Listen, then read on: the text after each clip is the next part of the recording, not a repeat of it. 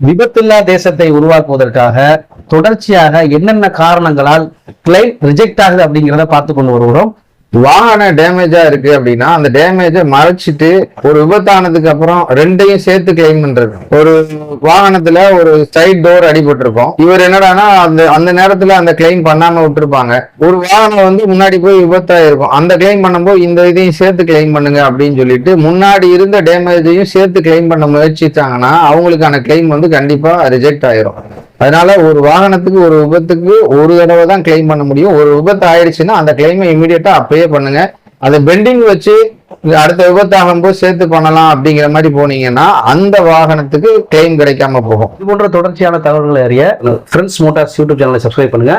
கமெண்ட்ல முழுமையான தகவல் அறியணும்னாக்கா உங்களுடைய வாட்ஸ்அப் நம்பரை வந்து பதிவிடுங்க. அதுல உங்களுடைய முழு பிடிஎஃபையும் இதுக்கு உண்டான தகவலை நம்ம கொடுத்துருவோம். உங்கள் வாகனம் எங்கள் பாதுகாப்பு. மற்றொரு பதிவில் மீண்டும் சந்திப்போம். நன்றி.